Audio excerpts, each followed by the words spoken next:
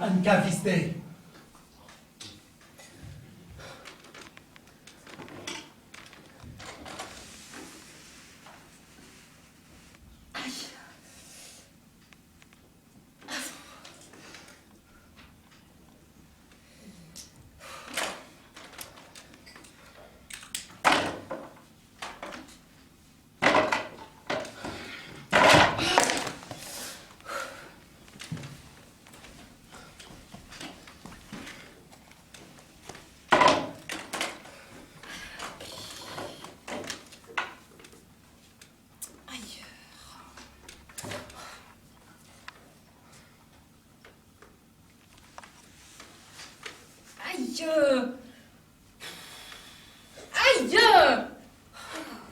Aïe! Mais si de pouvoir de sorcière ne sert même pas à brosser convenablement les cheveux de ta maîtresse, je vois vraiment pas leur utilité. Aïe! Surtout qu'avec les gages que je te donne. Ce n'est tout de même pas ma faute si en fait de cheveux vous avez cette forêt épaisse. On dirait des serpents. Et par-dessus marcher, vous m'écrisez chaque jour, ce n'est plus vivable à la fête. J'en ai assez de vous rétrécir sans arrêt les robes. Fais des pinces, Zapien! Fais des pinces! Fais des pinces, Zapia, fais des pinces. Cela suffit à la fête d'être la bonne. La gouvernante! La bonne, une gouvernante ne lave pas l'écarlate. La bonne, la maquerelle, la sorcière, le croque-mort de vos super-hommes. Passe encore, mais la couturière, j'en ai assez. Avec les gages que je te donne! Les gages, toujours les gages. Parce que tu crois qu'il y en a beaucoup, toi, de bonnes De gouvernantes qui reçoivent chaque mois une pierre précieuse? C'est-à-dire improtétérier. C'était des inclusions, âme simple. Elle lui donne encore plus de valeur. C'est bien ce que je dis, c'est des rayures internes. Jamais contente! Si. Lorsque nous retirons à faire des affaires, une maison tranquille à la campagne, nous allons élever des poules et faire nous-mêmes les confitures. Vous me le promettez à chaque fois que je vous menace de vous quitter. C'est ça. Enterré vivant dans un patelin bourbeux. Et moi, qu'est-ce que je vais faire? Bah, vous Y allez... as-tu seulement songé?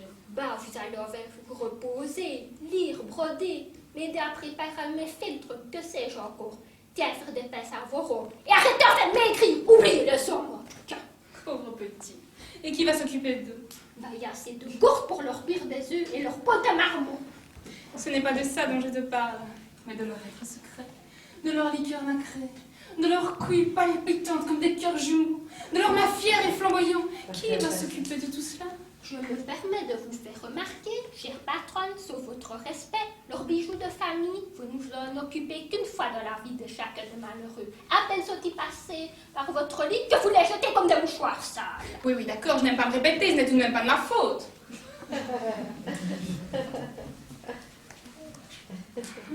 D'ailleurs, je t'assure, une fois leur suffit. Ils s'en souviennent toute leur vie.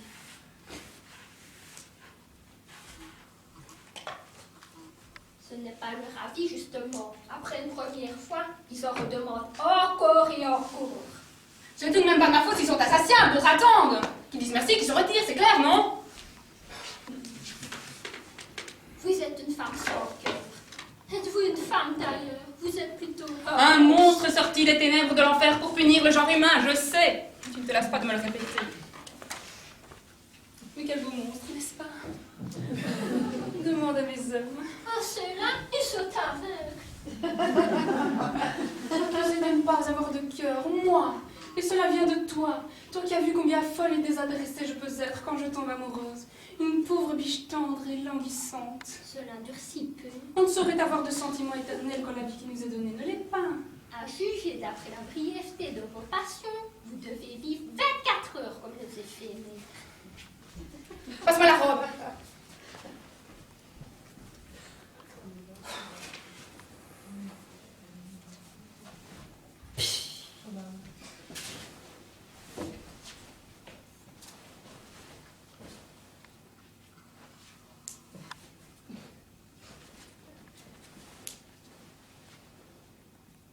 Et ce mariage, quelle idée!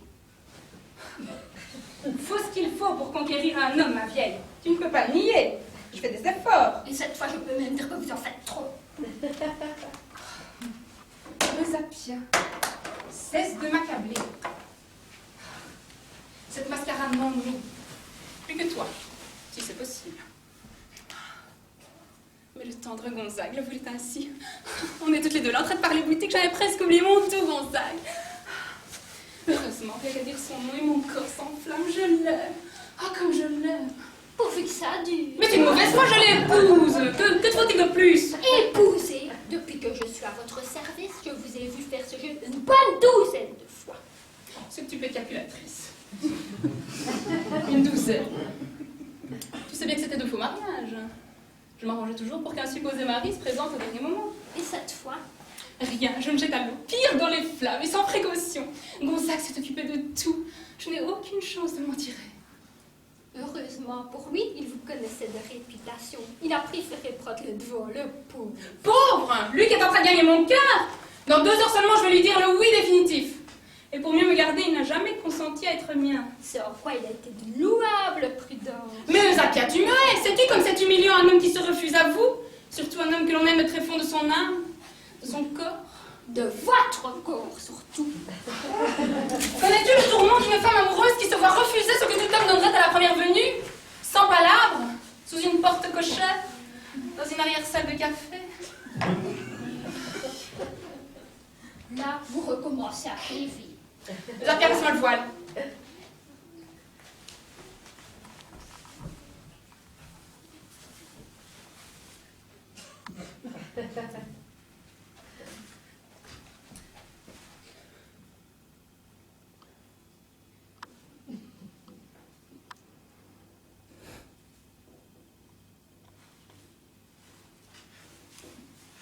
Zapia, mon bonheur est indicible. Gonzague sera à moi. À peine le mariage déclaré, je l'enlèverai de l'église, je le traînerai dans le premier lit. Attention pour que dans votre précipitation, vous ne vous oubliez à vos naturels esthètes de l'église. Cette peau cuivrée, je la goûterai centimètre par centimètre. Tu as vu Zapia comme il a la peau cuivrée, les attaches fines, et ses yeux violets, je les verrai enfin embrumés par le désir, et ton nez fou dans l'étreinte. Amour, accorde-moi le corps et le plaisir de cet homme. C'est la dernière faveur que la pécheresse Johanna te demande. Je cours, ma très chère, je cours vers le bonheur. En attendant, prépare la journée nuptiale. Veille à ce qu'il ait partout des fleurs, des blanches. J'y veillerai, je prierai pour le bonheur de Gonzague, pour qu'il ne soit pas trop bref. Vieille chipie, je t'aime, j'aime tout le monde aujourd'hui.